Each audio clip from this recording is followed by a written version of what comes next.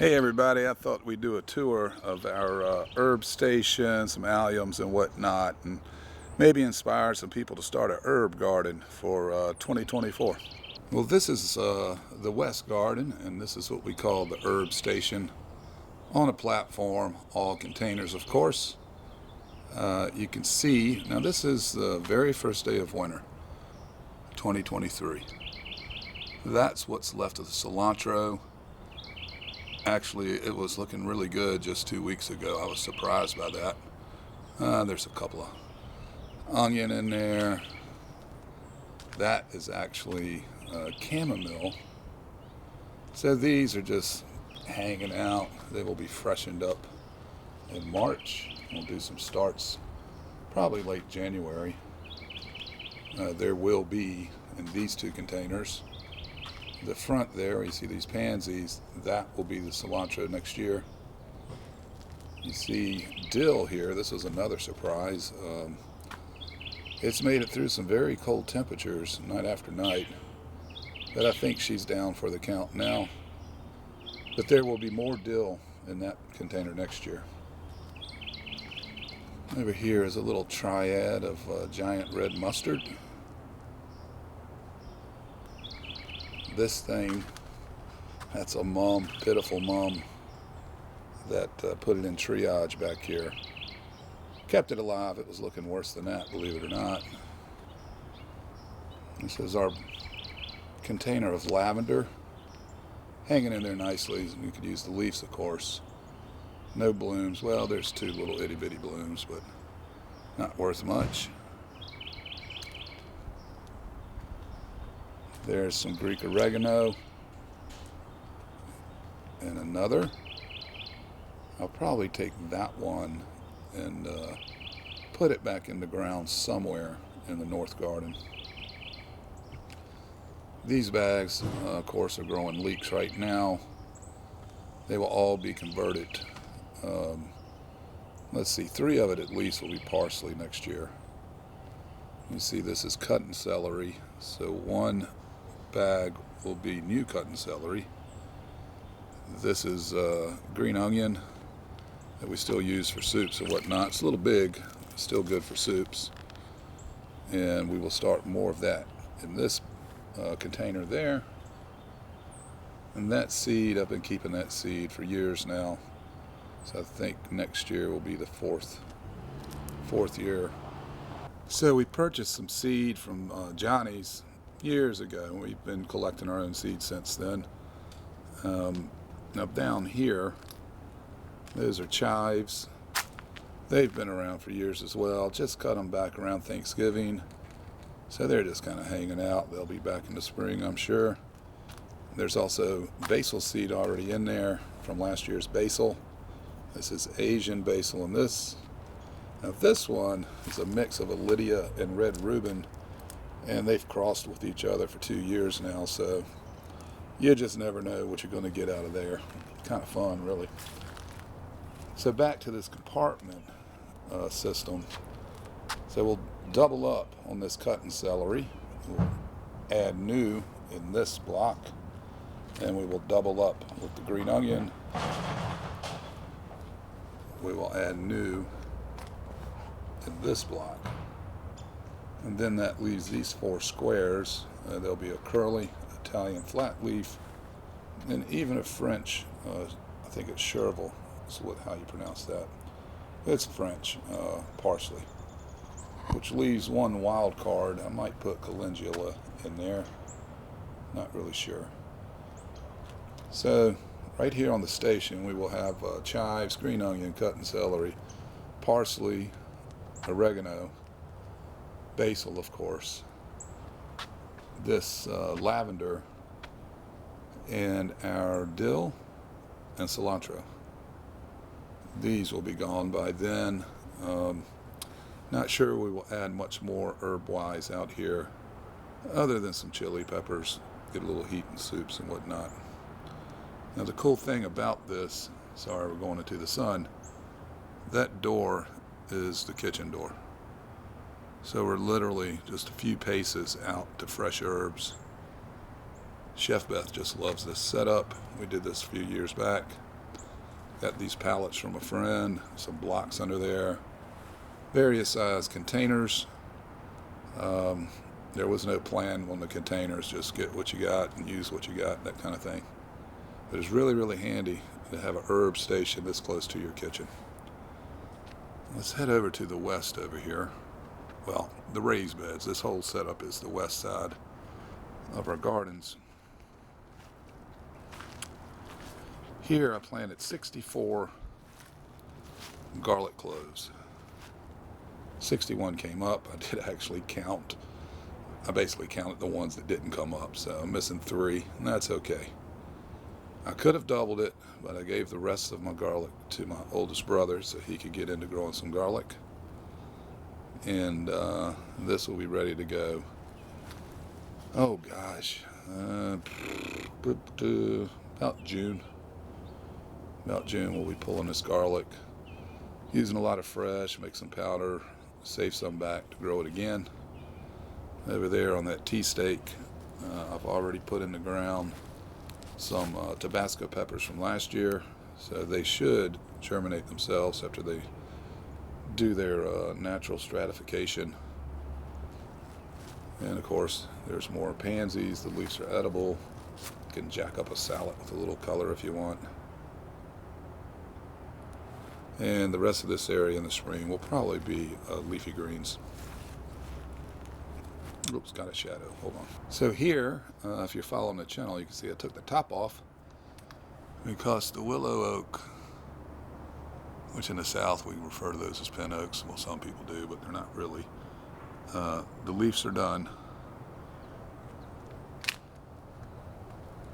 And here are the leeks, what's left of them. There's quite a few in there. They're probably just going to hold tight through the winter now. But they have a little jump, about a 4-week jump, maybe 5. And I will be hilling those up in the springtime. I may pull half of them, however, in the springtime, make room for shallots back here. Half of this should be shallots already. I just could not find any. Didn't want to buy them online and then pay for shipping. It's not like we're market gardening, so it's just not economical to do that. But my nurser, he said they should have shallots in the spring. So let's head over to the north garden, because we have some herbs over here as well. This is the north corner. Used to be a wall of azaleas back there, and it was just a viney mess. So I tore it all out and put some mat down. As you can see here, this is Rose of Sharon. I only started with 2. Everything else are volunteers. This one got pulled down by honeysuckle years ago. So we've made a nice little effect here walking through the Sharon to get to the back. And then we're leaving a gap right here.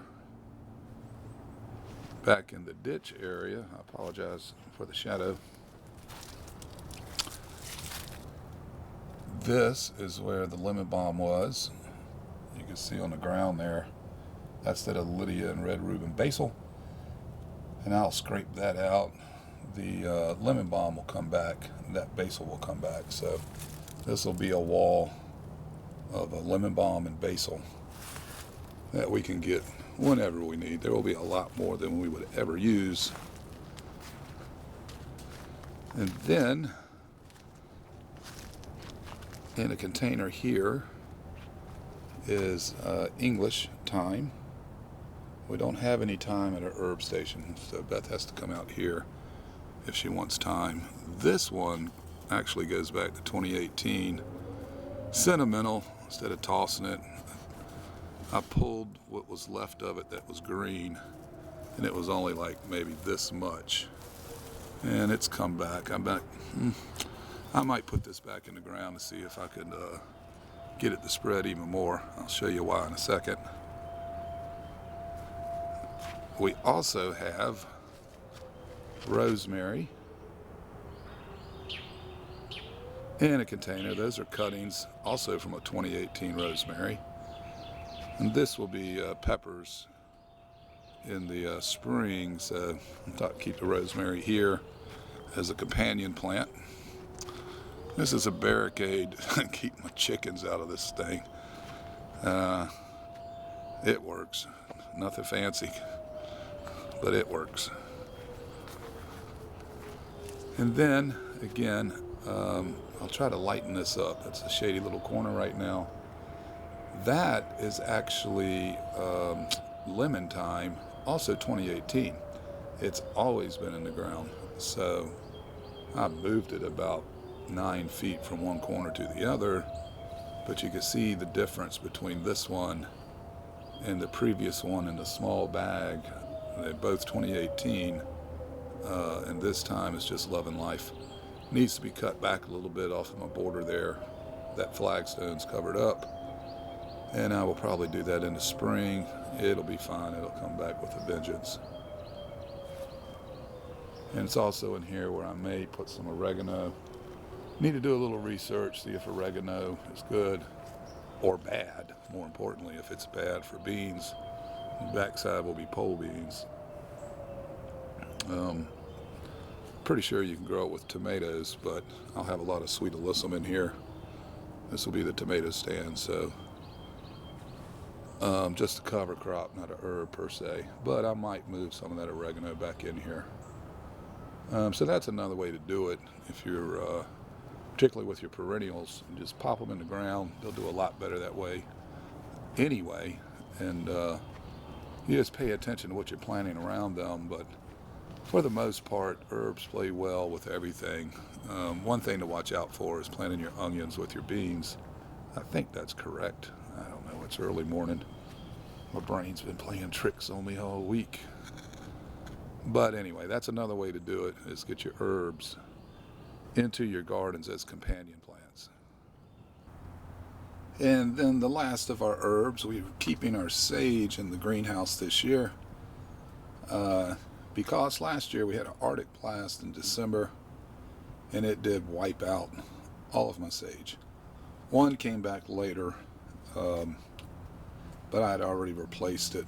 This is a golden edge. That's your standard Biergarten, and this is called tricolor. So we brought them in here so that they wouldn't, if we do get down in the teens, at least they have a fighting chance inside this greenhouse. Right now, it's 40 some degrees out there, maybe high 30s. What time is it? Yeah, it's still high 30s. But you can see this is 68 already, just from the greenhouse effect. So we went ahead and put them in here so that we don't have to go through that process again if we get an Arctic freeze.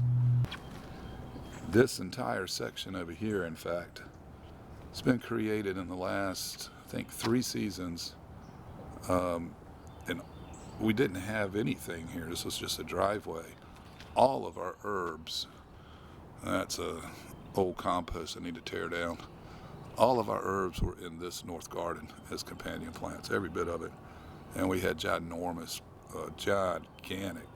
lemon balm, and oregano was hip high and 3x3. It was crazy. But more importantly, you know, in the dead of winter, along with having to stay out in the cold too long to get your herbs, there's also the fact of having to bend over to get your herbs. So,